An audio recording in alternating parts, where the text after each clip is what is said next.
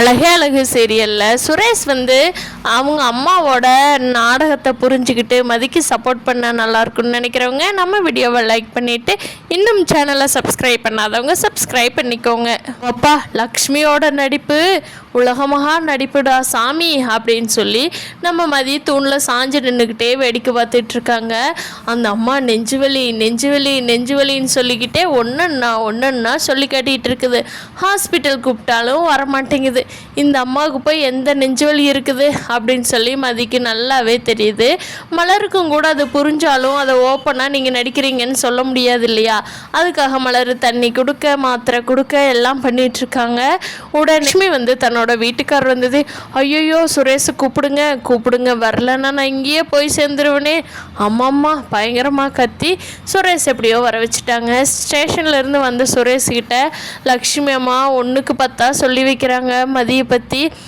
ஒரு புருஷன் குடிச்சிட்டு வச்ச காப்பி கிளாஸ் எடுத்து வைக்க சொன்னால் வளர்ப்பு சரியில்லைங்கிறா, நீங்கள் வளர்த்துன முறை சரியில்லைங்கிறா. ஏண்டா முறை தெரியாமையாடா 5 பிள்ளைகளை பற்றி நான் வளர்த்திருப்பேன். அமைதியாக இருங்க, உங்களுக்கே நெஞ்சு வலிக்குதுன்னு சொல்கிறீங்க, அமைதியாக இருங்க. மதி அம்மாகிட்ட மன்னிப்பு கேளு அப்படிங்கிறாங்க. அதுக்கு மதி இருந்துட்டு, இங்கே என்ன நடந்ததுன்னு உங்களுக்கு தெரியுமா? ஃபஸ்ட்டு ஒன்றுமே தெரியாமையே மன்னிப்பு கேளுங்கிறீங்க. இங்கே நடந்தது அவங்களால தான் பிரச்சனையே வந்தது. ஃபஸ்ட்டு அவங்க மன்னிப்பு கேட்கட்டும், அப்புறம் வேணால் நான் கேட்குறேன் அப்படிங்கிறாங்க. அதுக்கு லக்ஷ்மிக்கு பயங்கரமாக இன்னும் கோவம் வந்தது. பாத்தியோட சுரேஷ், நானே நெஞ்சு வலிக்குதுன்னு நெஞ்சை பிடிச்சிக்கிட்டு உட்காந்துருக்கிறேனேடா, அப்போவோ போய் சேர்ந்துருவேனேன்னு இருக்கிறேனே, இப்போ கூட மன்னிப்பு கேட்குறாளான்னு பாரு. ஐயோ இவளை எங்கே தான் பிடிச்சி கட்டிக்கிட்டு வந்தோமோ, மெய்யாள் இந்த மாப்பிள்ளை சொன்னாருன்னு உன் தலையில் கட்டி வச்சிட்டமேடா சுரேஷு, நீ என்னடா பண்ணுவேன்? உன் வாழ்க்கை நினச்சா தாண்டா எனக்கு கவலையாக இருக்குது, நான் வேற நீ போய் சேர்ந்துருவனேடா அப்படின்னு சொல்லி மறுபடியும் ஆக்ஷன் போடவும் மதிக்கு ரொம்ப கோவம் வந்துடுது. ஏங்க உங்களுக்கு உண்மையிலேயே நெஞ்சு வலி இருந்தால் நான் ஹாஸ்பிட்டல் தானுங்க போயிருக்கணும். வீட்டிலேயே உட்காந்து ஒருத்தர் என்ன பண்ணுவாங்க, ஒருத்தர் வர வரைக்கும் வெயிட் பண்ணிகிட்டு இருக்குமாங்க நெஞ்சு வலி அப்படிங்கிறாங்க. அப்புறம் அந்த அம்மாவுக்கு இன்னும் கோவம் வந்து, ஐயோ சுரேஷ் பாத்தியாடா நீ இருக்கிறப்பவே நீ என்ன போடுறான்னு, நீ இல்லாதப்ப என்ன போட்டிருப்பான்னு பாருடா அப்படின்னு சொல்கிறாங்க. சுரேஷுக்கும் மதிக்கும் இங்கே வாக்குவாதம் அதிகமாயிருது. மலர் அமைதியாரு மதி, நீயாவது அமைதியாரு மதி அப்படிங்கிறாங்க. மலர், ஏங்க நான் எதுக்குங்க அமைதியாக இருக்கணும்? தப்பு பண்ணினவங்கெல்லாம் பயங்கரமாக நடிச்சிட்ருக்காங்க, நான் எதுக்குங்க அமைதியாக இருக்கணும்? என் மேல் இருக்கிற நியாயத்தை நான் சொன்னால் தானே தெரியும் அப்படிங்கிறாங்க. ஆனால் மலர் சொல்கிற நியாயத்தை சுரேஷ் கூட காது கொடுத்து கேட்குறதா இல்லை. ஏன்னா லக்ஷ்மி அம்மா அந்த அளவுக்கு ஆக்டிங் பண்ணிகிட்ருக்காங்க. அது என்ன தான் சொன்னாலும் என்னால் மன்னிப்பு கேட்கவே முடியாதுன்னு சொல்லிடுறாங்க கடைசி வரைக்கும். அப்போ சுரேஷு கோவம் வந்து, மன்னிப்பு கேட்க முடியாதா? அப்போ நீ இந்த வீட்டில் இருக்கிறதுக்கு ஒரு நிமிஷம் கூட இடம் இல்லை, கிளம்பு வீட்டை விட்டு அப்படிங்கிறாங்க. சுரேஷ் அமைதியாருடா, சுரேஷ் அமைதியாரு அப்படின்னு சொல்லி மலர் கத்திட்டுருக்காங்க. அப்போ கரெக்டாக பாக்யராஜ் உள்ளே வர்றாங்க. எங்க சீக்கிரமாக வாங்க, இங்கே வாங்க, சுரேஷ் என்ன பேச்சு பேசுகிறான்னு மதியை வீட்டை விட்டு வெளியே போக சொல்கிறாங்க. ஐயோ உங்களுக்கு தான் ஒன்றும் புரியாதா? இப்படியெல்லாம் பிரச்சனை நடந்ததுங்க அப்படின்னு சொல்லி சிம்பிளாக சொல்லி முடிக்கிறாங்க மலர்.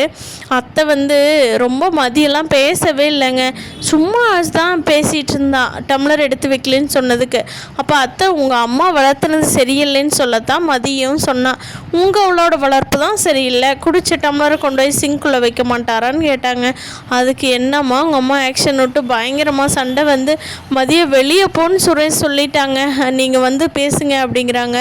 பாக்யராஜும் வேகமாக ஓடி வந்து, சுரேஷ் அமைதியாருடா, எதுவும் பேசாதடா அப்படிங்கிறாங்க. சுரேஷ், அண்ணே உனக்கு என்னென்ன தெரியும், நீ அமைதியாக போ, உன்னை ஏட்டவெல்லாம் என்னால் பேசாமலாம் இருக்க முடியாது அப்படிங்கிறாங்க. மலர் போய் மதிக்கிட்ட, மதி மன்னிப்பு கேட்டேன் மதி அப்படிங்கிறாங்க. அக்கா பேசாமல் போயிருங்கம்மா, உங்களை மாதிரியே நான் இப்போ மட்டும் மன்னிப்பு கேட்டேன்னா உங்களை மாதிரியே என்னை லைஃப் லாங் இந்த கிச்சனுக்குள்ளேயே என்னை அடைச்சி வச்சுருவாங்கக்கா, என்னால் சத்தியமாக அப்படியெல்லாம் இருக்க முடியாது, நீங்கள் பேசாமல் இருங்க, பேசுங்க, என்னமோ பண்ணுங்க, என்னால் செய்யாத தப்புக்கெல்லாம் என்னால் மன்னிப்பு கேட்க முடியாது அப்படின்னு சொல்லிடுறாங்க எல்லாத்துக்குமே கேட்குற மாதிரி. அப்போ சுரேஷ், உன்னால் மன்னிப்பு கேட்க முடியாதுல்ல, கிளம்புடி, இப்போவே வீட்டை விட்டு கிளம்புடி அப்படின்னு சொல்கிறாரு.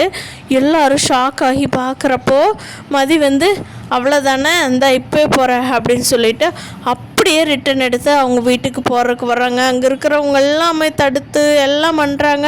ஆனால் மதி கேட்குற மாதிரியே தெரியல. அவங்க வீட்டுக்கு போகிறத பார்த்துட்டு அவங்க அம்மா அப்பா கேட்குறாங்க, என்ன மதி நீ மட்டும் வந்திருக்க, மாப்பிள்ளை வரலையா, என்னடி ஒரு ஃபோன் கூட பண்ணாமல் வந்திருக்கிற அப்படிங்கிறாங்க. மதியோட தங்கச்சி இருந்துட்டு அக்கா வாக்கா அப்படின்னு சொல்லிட்டு உள்ளே கூட்டிகிட்டு போகிறாங்க. மதியோட அப்பா கேட்குறாரு, ஏம்மா எதுவும் பிரச்சனையா, மாப்பிள்ளை கூட சண்டைக்கு போட்டியாம்மா அப்படிங்கிறாரு. ஆமாப்பா பிரச்சனை தான். குடும்பமாப்பா அது. ஷோ உங்களுக்கு அட்டாக் வந்துருச்சுங்கிற ஒரே காரணத்துக்காக அந்த குடும்பத்துக்கு என்னை தலை நீட்ட சொல்லி நான் என் கழுத்தை நீட்டி ஷூயோ என்னம்மா ஆக்ஷன் போடுறாங்க அந்த அம்மா வயசான காலத்தில். நான் சொல்லாதையெல்லாம் நான் தான் சொன்னேன்னு சொல்லி அவங்க பையனுக்கு ஏற்றி விட்டுட்டு இருக்காங்க. என்ன பொம்பளைப்பா அவங்க, சி இந்த காலத்தில் இப்படியும் இருப்பாங்களா அப்படின்னு மதி சொல்லவும் மதியோட அம்மா அப்பாவுக்கு புரிஞ்சிருது. அங்கே என்னமோ பயங்கரமான பெரிய பிரச்சனை தான் நடந்திருக்குது அப்படின்னு சொல்லி, அம்மா நான் மாப்பிள்ளைகிட்ட கூப்பிட்டு பேசிட்டுமாம்மா அப்படிங்கிறாரு. பேசாமல் அமைதியாக இருங்கப்பா, நான் எந்த தப்பும் பண்ணல, நீங்கள் யாருக்கிட்டும் போய் கெஞ்சிட்ருக்கணுங்கிற அவசியம் இல்லை அப்படின்னு மதி சொல்லிடுறாங்க. இருந்தாலும் மதியோட அம்மா வந்து சரி நீ போய் உள்ளே போடி ரூம்குள்ளே அப்படின்னு சொல்லி அனுப்பிச்சி வச்சுட்டு மதியோட அம்மா அவங்க அப்பாட்ட சொல்கிறாங்க, ஏங்க இந்த மலர் பொண்ணு வந்திருந்தது இல்லைங்க, அந்த பொண்ணோட வீட்டுக்காரரும் தான் பார்க்க நல்லவங்களாட்டு இருந்தாங்க. அந்த மலரோட நம்பரை வாங்கி அந்த மலர்கிட்ட பேசி பார்க்கலாமா அப்படின்னு சொல்லி மலருக்கு ஃபோன் பண்ணுறாங்க. அங்கே என்ன நடந்துச்சு, ஏன் இவ கோவமாக வந்திருக்கிறா அப்படின்னு கேட்குறதுக்காக. அப்போ மலர் ஃபோன் எடுத்துகிட்டு, ஐயோ அம்மா நீங்கள் மதி எதுவும் திட்டிடாதீங்கம்மா, மதி மேலையில் எந்த தப்புமே இல்லை, மதி சும்மா பதில் தான் சொல்லிச்சு, அதுக்கே எங்கள் வீட்டில் இருக்கிறவங்க பயங்கரமாக ஆக்ஷன் போட்டுட்ருக்காங்கம்மா, நீங்கள் மதியக்கு எது திட்டிடாதீங்க அப்படின்னு மலர் சொல்லவும் அவங்க அம்மாவுக்கு அப்பாடா அப்போ அவள் ஏதோ பெரிய தப்பு எதுவும் பண்ணலை அப்படின்னு சொல்லி அவங்க அம்மாவுக்கு சமாதானம் ஆயிடுச்சு. விட்டு வெளியே போகவும் லக்ஷ்மி அம்மாவுக்கு நெஞ்சு வெளியும் ஓடிடுச்சு. ஐயோ அப்பா ஏங்க எனக்கு இப்போ தாங்க ஓரளவுக்கு இருக்குதுங்க, என்னை ஹாஸ்பிட்டலுக்கெல்லாம் கூட்டிகிட்டு போக வேண்டாமுங்க, நான் இப்படியே போய் அப்படியே பெட்டில் படுத்துக்கிறேனுங்க, என்னை கொஞ்சம் தூக்கிட்டு வந்துடுறீங்களா அப்படின்னு சொல்லி லக்ஷ்மி அம்மா பயங்கரமான நடிப்பு போட்டு போய் பெட்டில் படுத்து தூங்க போகிறாங்க. ஹரிஷு மலர் பாக்யராஜ் சுரேஷ் எல்லாருமே வெளியே உட்காந்து பேசிகிட்டு இருக்காங்க. அப்போ சுரேஷ்கிட்ட மலர் கேட்குறாங்க, ஏன் சுரேஷ் நீ பண்ணினது சரியா, நீ ஏன் யோசிச்சு பாரு அப்படிங்கிறாங்க.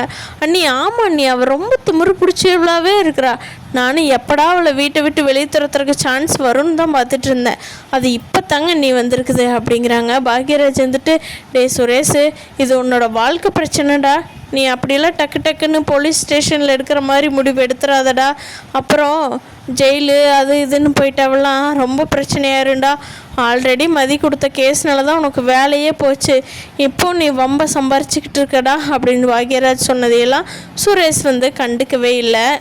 மலரும் சுரேஷ்கிட்ட சொல்கிறாங்க, மலர் எது நடந்தாலும் தலையே வெட்டினா கூட அமைதியாக போகிறதுக்கு மலர் மாதிரி பொண்ணு இல்லை சுரேஷ் மதி, அவள் ரொம்ப போல்டான பொண்ணு, அவள் எப்போவுமே அப்படித்தான் இருப்பாள், அது ஏன் ஏற்றி விட்டு உங்கள் ஃபேமிலியில் பார்த்து அழகு பார்க்குறீங்க, அவ்வளோ மோசம்னு சொல்லி அனுப்பிச்சுட பார்க்குறீங்க, நான் எதுவும் பேசாமல் இருக்கிறனால என்ன சம்பளம் இல்லாத வேலைக்காரியாகவே இந்த வீட்டில் வச்சுருக்கிறீங்க இல்லையாடா சுரேஷ் அப்படின்னு சொல்லி மலர் கேட்கவும் சுரேஷுக்கு ஒரு மாதிரி ஆயிடுது. அண்ணி நான் போய் படுக்கிறேன் அப்படின்னு சொல்லி ரூமுக்கு போயிடுறாரு. ரூமுக்கு போனால் அங்கே மதி இல்லாத ரூம் ரொம்ப வெறுமையாக இருக்குது. மதி ஓரத்தில் படுத்திருப்பாங்க படிப்பாங்க, அதெல்லாம் இல்லாமல் சுரேஷ் ரொம்ப மிஸ் பண்ணுறான். மதி இல்லாமல் மிஸ் பண்ணுற சுரேஷ் போய் மதியை கூட்டிகிட்டு வருவாரா, இன்னும் பிரச்சனையெல்லாம் அதிகமாகுதா அப்படிங்கிறத வரப்போகிற நாட்களில் பார்க்கலாம் ஃப்ரெண்ட்ஸ். இந்த வீடியோ பற்றி நீங்கள் என்ன நினைக்கிறீங்கன்னு கீழே கமெண்ட் பண்ணுங்கள். தேங்க்யூ.